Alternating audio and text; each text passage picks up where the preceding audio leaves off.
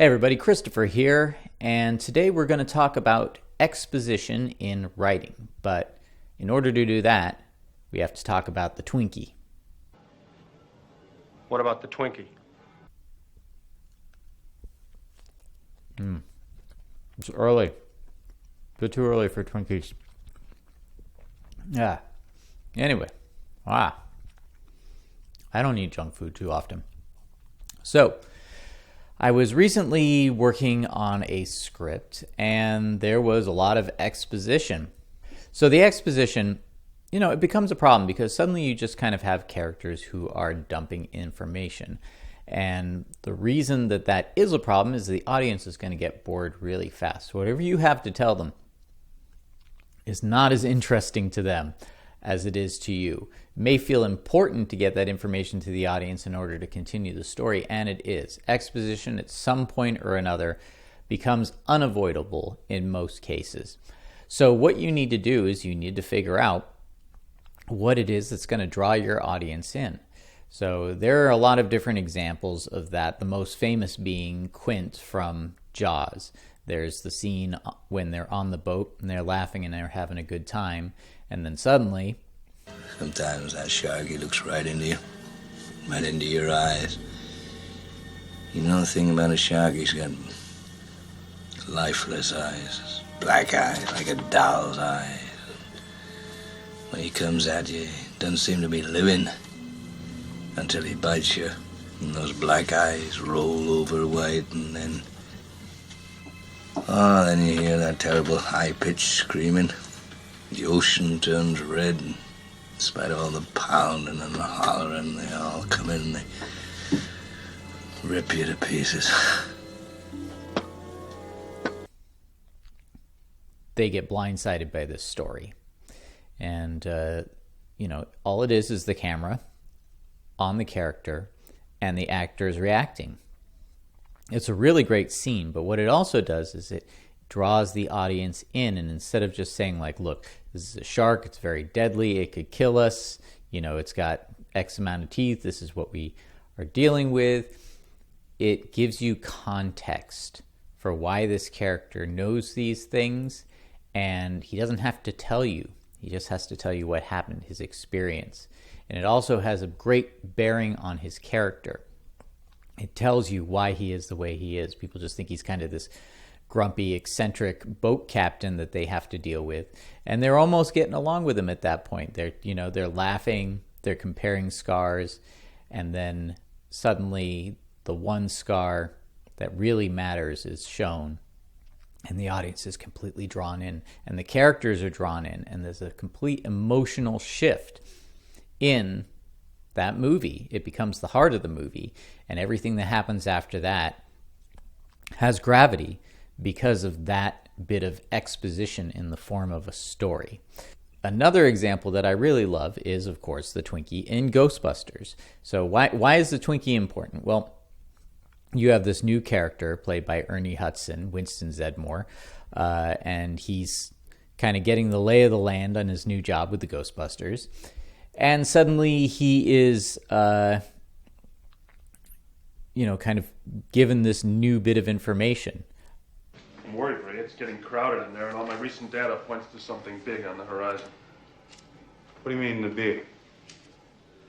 Well, let's say this Twinkie represents the normal amount of psychokinetic energy in the New York area. According to this morning's sample, it would be a Twinkie 35 feet long, weighing approximately 600 pounds. That's a big Twinkie.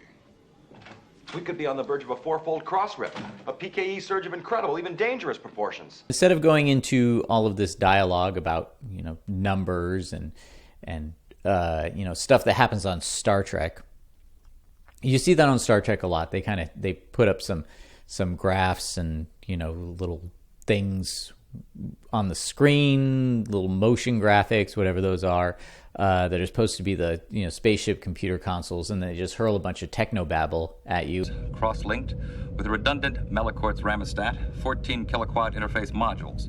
The core element is based on an FTL nanoprocessor with 25 bilateral calolactrals, with 20 of those being slaved into the primary Heisenfram terminal. And then they go for it. Even the actors on Star Trek would say, like, oh, we just do technobabble and we go with it. Well, in Ghostbusters, instead of giving that technobabble, ghosts are this and the readings mean this, he just says, this is it. This is what it should be. And the size of the Twinkie is going to be this huge other thing. Now, the audience understands Twinkies. It's a snack food. They don't need to hear all that stuff. They're just like, oh, this versus what? And they get to turn it into a joke as well. And it also kind of gives a little more context in the future for the Stay Puft Marshmallow Man, because these are, blue-collar guys working this ghost-busting job, and they're eating a bunch of junk food, and factors into the form of the destroyer at the end of the movie. Really clever, fun stuff. I absolutely love the Twinkie scene in Ghostbusters. It goes right by most people. It's not considered one of the big classic moments, but it really is an example of great writing and exposition dump without being boring or ununique.